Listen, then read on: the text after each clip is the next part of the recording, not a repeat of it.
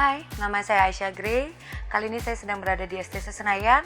Saya lagi lihat-lihat toko kit. Sambil saya melihat-lihat model kits, kali ini kita akan membahas mengenai smartphone Lenovo. Kalau biasanya smartphone 4G dianggap sebagai smartphone yang mahal, kali ini nggak lagi. Kenapa? Karena Lenovo mengeluarkan seri A6000 yang dijual dengan harga Rp1.500.000. Mirip seperti Sony Xperia ZL, itulah kesan awal yang kami rasakan ketika melihat dan memegang Lenovo A6000. Seluruh bodinya berwarna hitam. Kampas sikunya memiliki lengkungan, namun secara sekilas desainnya terlihat agak kotak. Lenovo A6000 memiliki handling yang sangat baik. Smartphone ini memiliki layar 5 inci dengan dimensi keseluruhan 14,1 x 7 cm. Ada 3 hal yang membuatnya nyaman digenggam. Pertama, terdapat lengkungan di bagian belakangnya sehingga terasa klop di telapak tangan. Kedua, bobotnya hanya 128 gram jadi terasa ringan. Dan yang ketiga, bagian belakangnya memiliki lapisan bahan yang lembut di tangan. Anda bisa menggunakan 2 buah micro SIM card serta micro SD hingga kapasitas 32 GB. Slot SIM card pertama bahkan mendukung jaringan 4G. Baik slot micro SIM maupun slot micro SD bisa ditemukan dengan membuka penutup casing bagian belakangnya. Oh iya, baterai berkapasitas 2300 mAh pada Lenovo A6000 ini juga bisa dilepas. Saat digunakan untuk browsing intensif dan bermain game lebih dari 15 menit, kami tidak merasakan hawa panas berlebih yang dikeluarkan oleh Lenovo A6000 ini. Hal ini juga bisa menambah kenyamanan para penggunanya yang sering menggunakan smartphone secara aktif dalam waktu yang lama. Ada satu hal yang perlu diperhatikan. Tombol menu utama pada Lenovo A6000 tidak dilengkapi dengan backlight, persis seperti tombol menu pada Asus Zenfone 5 maupun Xiaomi Redmi 1S yang juga tidak memiliki backlight.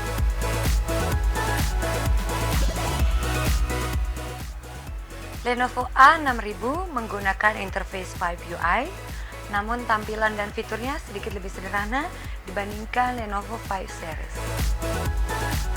Smartphone ini menggunakan Android KitKat 444 dengan user interface 5UI versi 2.0. Tampilannya khas seperti smartphone Lenovo lainnya, namun jika diperhatikan, UI tersebut ternyata cukup berbeda dibanding UI pada seri smartphone high-end milik Lenovo. Perbedaan utamanya terletak pada fitur. Pada smartphone high-end Lenovo 5X2 misalnya, Anda bisa menggunakan fitur gestur untuk menjalankan berbagai aplikasi dengan lebih mudah. Namun pada Lenovo A6000, fitur tersebut tidak tampak. Theme pada Lenovo A6000 juga lebih sedikit dibanding theme pada smartphone high-end Lenovo. 5UI 2.0 pada Lenovo A6000 dapat berjalan dengan cepat dan responsif. Performanya masih tetap responsif ketika Anda menggunakan efek transisi yang lebih kompleks. Animasi yang diciptakan dapat berjalan dengan smooth. Hal ini menggambarkan bahwa UI tersebut tergolong ringan sehingga tidak memberatkan kerja hardware pada Lenovo A6000. Meski tidak memiliki fitur gestur khusus, UI 2.0 pada Lenovo A6000 masih menawarkan beberapa kemudahan. Di antaranya yaitu Anda bisa mengganti wallpaper dengan mudah hanya dengan melakukan swipe atau menyapu tepian layar ke arah kiri atau kanan. Fitur Text Manager pada Lenovo A6000 juga dapat berfungsi dengan optimal. Anda bisa mengunci aplikasi tertentu agar bisa terus berjalan. Jadi, ketika Anda ingin menutup semua aplikasi yang sedang berjalan, aplikasi yang terkunci tadi tidak ikut tertutup.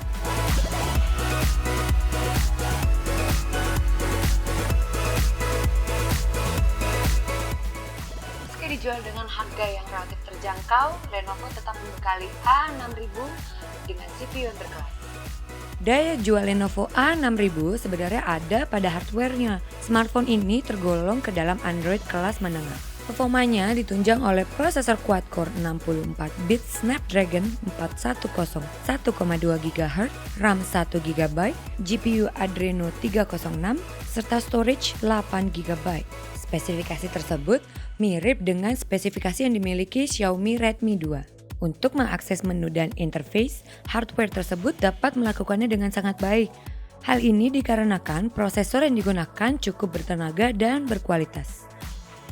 Penasaran dengan performanya? Kami mengujinya dengan AnTuTu Benchmark versi 562, skor yang diraih yakni 20.591 poin. Sementara pengujian grafis menggunakan 3D Mark Eye Storm Extreme menghasilkan skor 2.629 poin. Hasil tersebut sudah cukup menunjukkan performa komputasi maupun grafisnya yang cukup bisa diandalkan. Menjalankan game berat seperti Dead Trigger 2, game dapat dimainkan dengan nyaman. Banyak yang bilang kapasitas RAM 1 GB saat ini sudah mulai terasa kurang. Untungnya, 5UI 2.0 pada Lenovo A6000 tidak terlalu rakus RAM. UI tersebut menghabiskan sekitar 550 MB atau 55% RAM yang ada. Jadi masih ada sekitar 300 hingga 400 MB RAM untuk menjalankan berbagai aplikasi.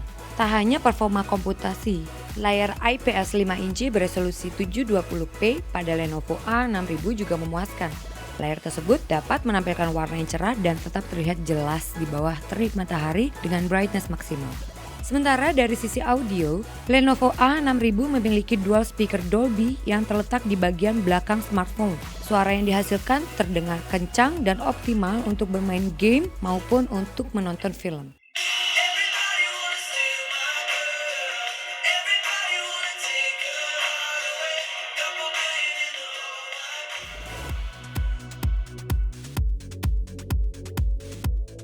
Kamera Lenovo A6000 hanya beresolusi 8 MP. Namun di dalamnya terdapat banyak fitur-fitur yang menunjang kamera. Anda bisa memotret menggunakan kamera 8 MP milik Lenovo A6000. Uniknya, aplikasi kamera yang disediakan memiliki tampilan interface mirip seperti aplikasi kamera standar milik Google. Namun, aplikasi kamera tersebut disertai banyak pengaturan, mulai dari ISO hingga 800, denoise, exposure, white balance, red eye reduction, anti-bending, hingga histogram. Kamera Lenovo A6000 dapat menghasilkan gambar yang tergolong baik. Hasil foto di kondisi minim cahaya tidak menghasilkan banyak noise. Sementara memotret di tempat terang dapat menghasilkan foto yang tajam. Sayangnya, untuk merekam video, kamera Lenovo A6000 tidak begitu optimal. Resolusi yang dihasilkan yakni 720p dengan kualitas video yang tidak begitu memuaskan. Berikut adalah hasil foto dan video yang diambil menggunakan kamera Lenovo A6000 dengan konfigurasi resolusi tertinggi.